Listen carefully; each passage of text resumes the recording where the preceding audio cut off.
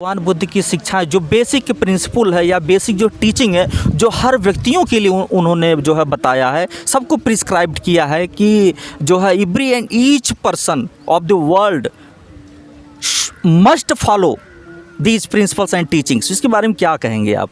क्यों उन्होंने कहा कि सबके लिए आवश्यक है, कोई किसी भी धर्म का हो? पंचशील के बारे में क्या कहेंगे आप? मुझे बुद्ध की शिक्षाओं के बारे में विशेष नियमावली तो नहीं पता है जी सर। जी। मुझे एक चीज़ की पता है, मैं एक राजनैतिक व्यक्ति था, तो मेरा चुनाव लड़ने का मौका मिला तो मेरा बहुत कुछ नुकसान हो चुका था। नहीं, राजनीतिक पे हम चर्चा आपसे नहीं राजनीतिक करेंगे चर्चा सर। मैं नहीं करना चाहता। जी, आपने जी, बोला तो मेरी अपनी जी। जर्नी थी, मैं उससे शुरुआत करना चाहता हूँ, आपको बताना जी। चाहता हूँ।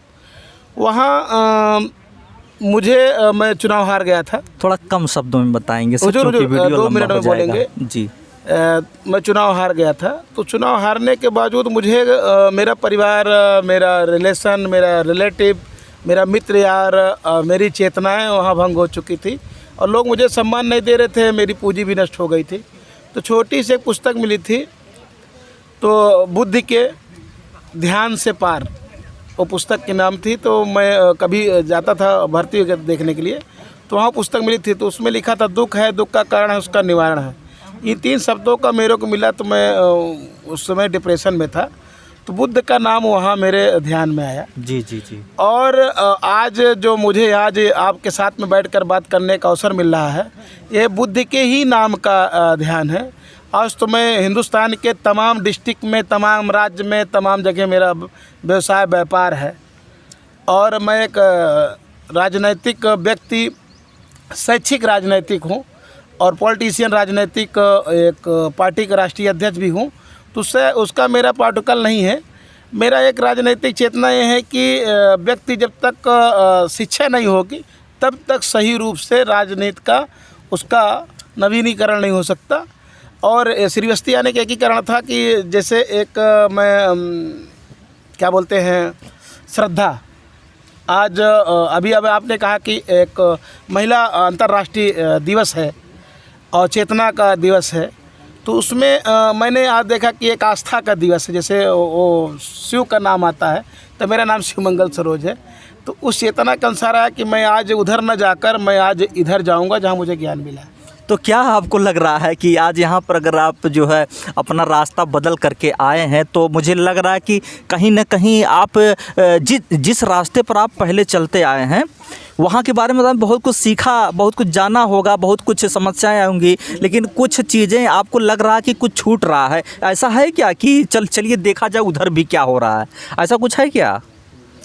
ऐसा कुछ सर तो लग रहा था जी। यहाँ आने के बाद लगा जी कि जीवन जी एक अनमोल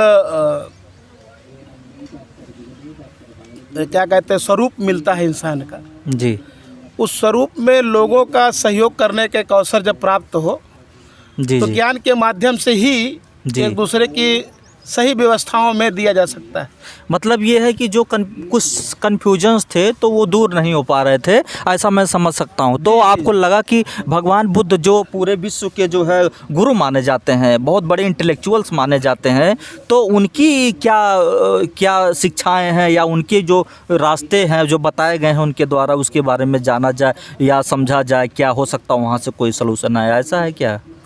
ऐसा ही है। जी जी। बुद्ध के जितने भी जी संसार में, पृथ्वी पर जितने भी स्थान पाए जाते हैं, जी या मैं सुना हूँ या मैं जानता हूँ थोड़ा बहुत, तो मेरे मन में आया कि वहाँ जाकर थोड़ा से आँखों देखा जी जी देखा जाए और उससे महसूस किया जाए, समझा जाए वहाँ के हिसाब से कैसा बुद्ध का ज्ञान अंतरात्मा में आया बुद्ध के ध्यान में। जी जी उसमें कौन सी बुद्ध के अंदर लालच थी जी। जो संसार को कल्याण करने के लिए, अपना कल्याण करने के लिए उन्होंने अपने राजपाट छोड़कर इस मार्ग को चुना, या फिर अपना जो व्यक्ति, एक बोला जाता है कि व्यक्ति को जीवन में लालच होनी चाहिए और व्यक्ति को संतुष्ट नहीं होना चाहिए। जी। बहुत बड़े विद्वान का कहना है। तो उसी हिसाब से जब व्यक्ति के अंदर लालच होती है एक दूसरे की आवश्यकताएं की सुचारू रूप से सही दिशा में लोग की आवश्यकताएं की पूर्ति होती है, जहाँ तक मेरे को महसूस होता है। और उसके अंदर संतुष्ट नहीं है तो लोगों को अपने जीवन के अंतिम श्वास तक उस सही दिशा में अपने आप को ले जाएगा, ये मेरे को महसूस होता है बुद्ध के माध्यम से। मतलब आप कहना चाहते हैं कि जो है चीज़ें प्राप्त करने की, जैसे कि कोई धन प्राप्त करना चाहता है, कोई कुछ प्राप्त करना चाहता है, तो वो प्राप्त करने की इच्छा बनी रहनी चाहिए, बशर्ते क्या है आसक्ति ऐसा न हो। आसक्ति में आदमी कुछ गलत कदम उठा सकता है, तो आसक्ति से दूर रह करके आप जो है जो आवश्यकताएं हैं आपकी उसकी पूर्ति कर सकते हैं। जी जी सर, जी जी सर, नैतिकता में रहकर, ऐसा आप कहना चाहते हैं? जी जी सर, इसमें मैंने महसूस किया है बुद्ध के सिद्धांत के अनुसार जी कि इंसान के अंदर दो ही व्यवस्थाएं होती हैं, खासकर संसार में जो जीव शक्ति तत्व है वो मनुष्य है।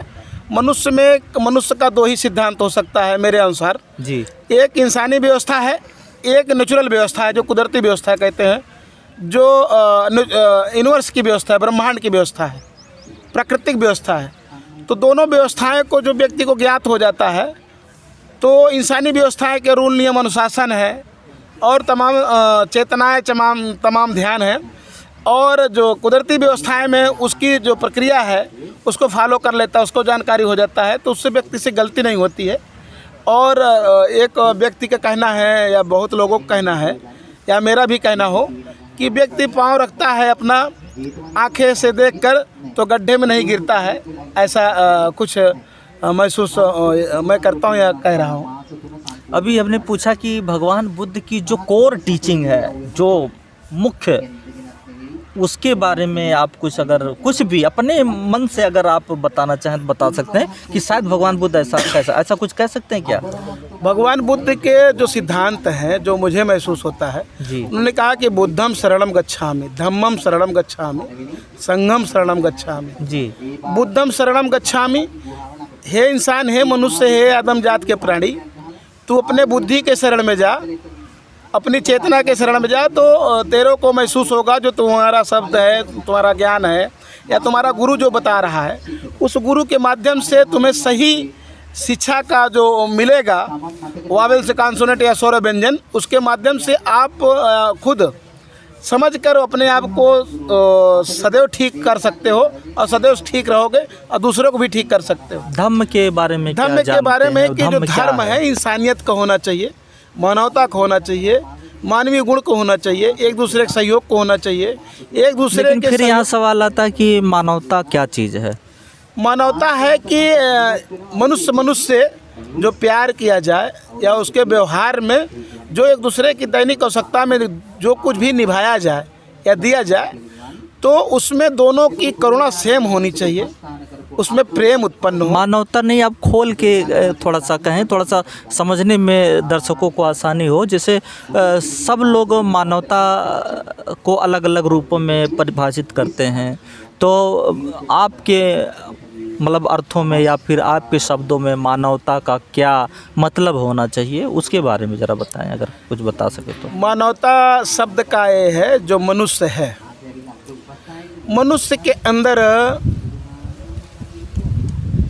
जो तमाम चेतनाएं हैं। नहीं, चेतना तो आप बोल रहे हैं वो तो ठीक है, मैं ये कह रहा हूँ लेकिन चेतना वो तो अलग विषय। मैं ये कह रहा हूँ कि मानवता जो होती है, लोग कहते हैं ये चीज़ मानवता है, कुछ लोग कहते हैं ये चीज़ मानवता है, तो मानवता वास्तव में क्या है वो मैं आपसे जानना चाहता हूँ। वास्तव मानवता किसे कह सकते हैं? मानवता वास्तव में एक दूसरे के साथ बेईमानी नहीं होनी चाहिए, विश्वासघात नहीं होना चाहिए, एक दूसरे के साथ छल नहीं होना चाहिए, एक दूसरे के साथ कपट नहीं होना चाहिए, एक दूसरे के साथ जो भी हो, यही मैं आपसे जानना चाह रहा था। एक दूसरे के साथ जो भी हो, सेवा सहयोग के भाव में, न्याय की बात हो, उसमें न्याय की बात हो, उसमें जो उसकी स्पर्धा है जी, उसमें एक दूसरे में आनंद की, एक दूसरे की पूर्ति हो तो एक दूसरे का आनंद में। अभी सर आपने कहा कि आप एक पॉलिटिशियन भी हैं, तो ये जो पॉलिटिक्स है, पॉलिटिक्स पे नहीं जाएंगे, लेकिन आप इंटेलेक्चुअल लग रहे हैं, तो हम आपसे